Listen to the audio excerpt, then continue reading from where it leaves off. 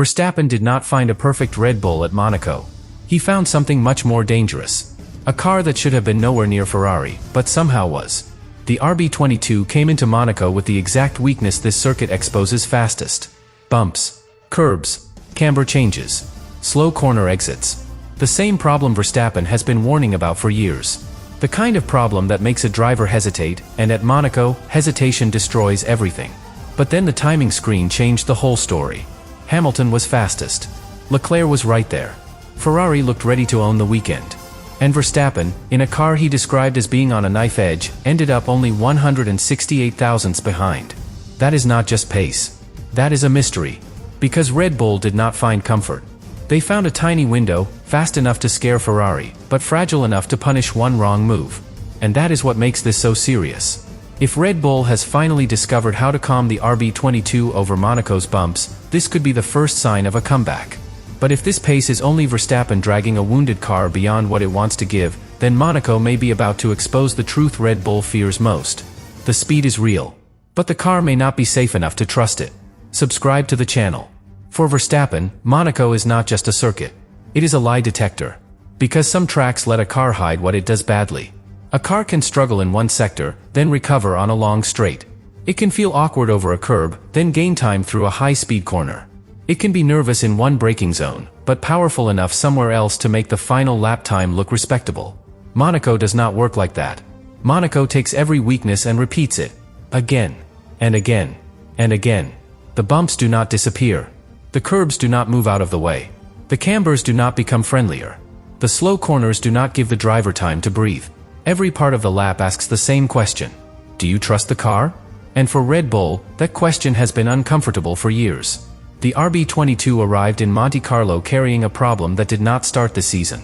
Verstappen had spoken before about how the car reacts when the road changes shape, when the surface rises or drops, when the suspension has to absorb something messy instead of keeping the platform perfectly controlled.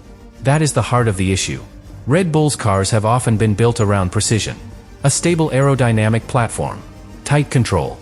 A car that feels devastating when the road is smoother, the speeds are higher, and the airflow behaves exactly the way the engineers want it to behave. But Monaco is not that kind of place. Monaco is rougher, slower, more awkward. It asks the car to ride bumps, climb curbs, absorb camber changes, and still give the driver confidence while the walls sit close enough to punish one wrong breath. A car that is too stiff can become nervous here. A car that cannot absorb the road starts sending every hit through the chassis. And when that happens, the driver feels everything. The steering becomes less calm. The rear becomes less trustworthy. The throttle becomes a question instead of an answer. That is why Verstappen's first practice message mattered so much. When he asked Red Bull to fix the release, he was not complaining about some tiny comfort issue. He was pointing at one of Monaco's most important problems. The release out of slow corners is the moment when the car has to stop rotating and start driving forward. The rear tires need to accept power. The car needs to straighten itself without snapping, sliding, or hesitating. At Monaco, that moment is everywhere. Out of the hairpin. Out of portiere. Out of slow, tight corners where the throttle has to come in cleanly, because the next barrier is already waiting. If the car hesitates there, the lap bleeds time. If the rear feels unstable there, the driver loses trust. And if the driver loses trust at Monaco, the entire weekend can shrink around him. That is why Red Bull's problem is so serious. This was not a simple case of the car needing more speed. It needed a personality change. It needed to be sharp enough for Verstappen, but soft enough to survive the streets. It needed to rotate, but not snap. It needed to ride the curbs, but not bounce away from them. It needed to give confidence, without losing the aerodynamic discipline that makes Red Bull dangerous elsewhere. That is not an easy setup choice. That is a compromise with teeth. Go too stiff, and the car fights the bumps. Go too soft, and the platform loses precision.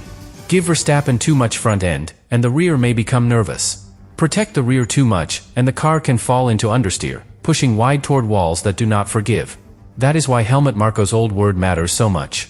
Compromise. At Monaco, compromise is not just engineering language. It is survival language. And this is where Verstappen's second practice lap becomes so fascinating. Ferrari looked like the natural favorite.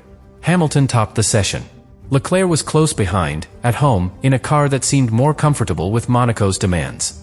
That made sense. Ferrari's softer mechanical behavior had already been seen as a strength around these streets. But then Verstappen appeared right behind them. Only 168 thousandths off Hamilton. Less than 2/10. That is the number that changed the entire mood. Because if Red Bull's weakness was still there, Verstappen should not have been that close. Not comfortably. Not naturally. Not without the car demanding something extra from him. So what did he really find? That is the key question. Did Red Bull finally find a setup window that reduced the old Monaco weakness? Or did Verstappen simply find a way to drive through the weakness before it punished him? Those sound similar. They are completely different.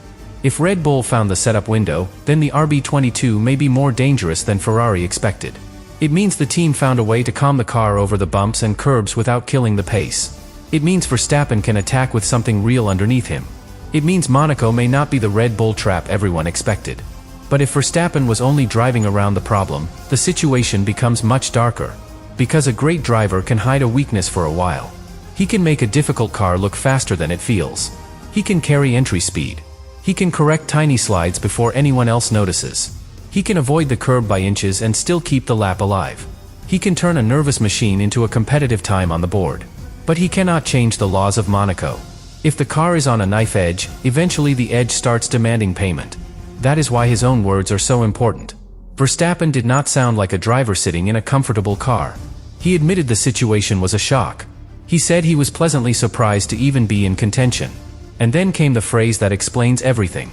Driving on a knife edge. That is not relaxed language. That is not, the car is perfect. That is not, we found the cure. That is a warning. A knife-edge car can be fast, but it is fast in the most dangerous way possible. It gives the driver performance only inside a tiny window. Push below that window, and the time disappears. Push above it, and the car can punish you instantly. At Monaco, that punishment is not just a bad sector. It is the wall. That is why this pace was so explosive. It gave Red Bull hope, but not certainty. It gave Ferrari a reason to worry, but not proof that Red Bull had truly solved anything. It gave Verstappen a chance, but also put him in the position every driver fears at Monaco. Fast enough to push. Not comfortable enough to relax. That is the most dangerous combination in the Principality.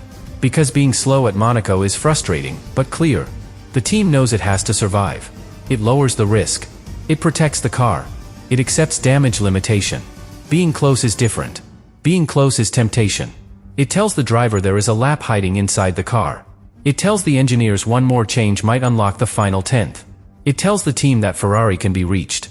It tells Verstappen that if he just leans on the car a little harder, if he just trusts it a little more, if he just steals one more meter under braking, the impossible might become real. That is where Monaco becomes cruel. Because the same instinct that creates a miracle lap can create the mistake that ends everything. And Verstappen lives closer to that line than almost anyone.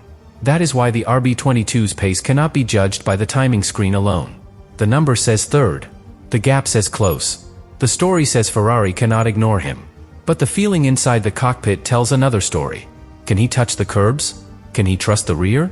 Can he repeat the lap? Can the setup survive qualifying pressure? Can the car stay stable when the track grips up and everyone begins pushing harder? Those are the questions Red Bull had to answer, and they are far harder than simply finding one good lap in practice. Because practice can flatter a car. Fuel loads are different. Run plans are different.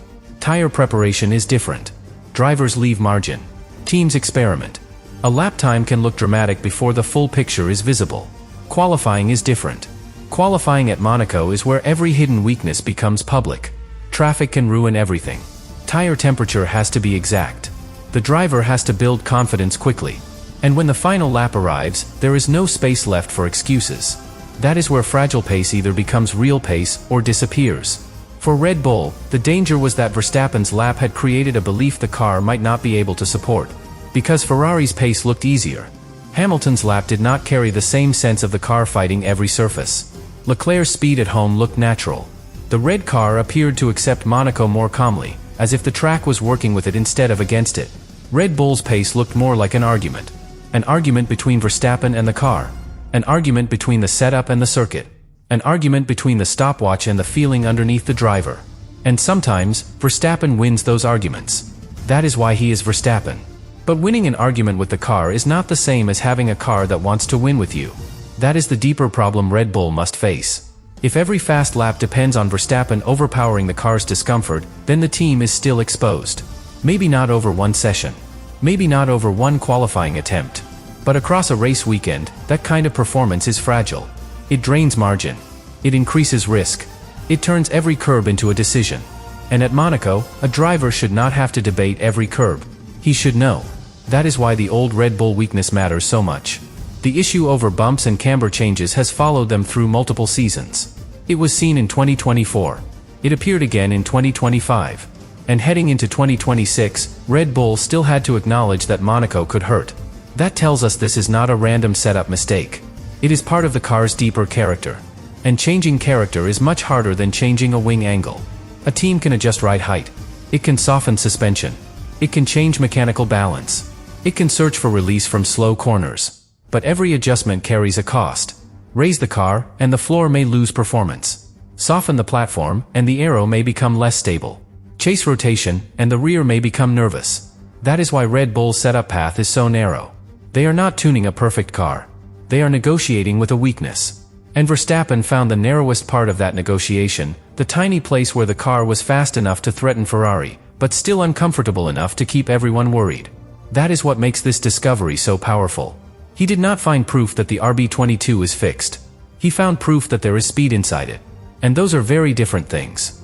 A fixed car gives the driver confidence. A car with hidden speed gives the team hope. Hope can be useful, but hope is also dangerous when it makes people push too far. Red Bull now had to decide what to believe. Do they believe the timing screen and chase Ferrari aggressively?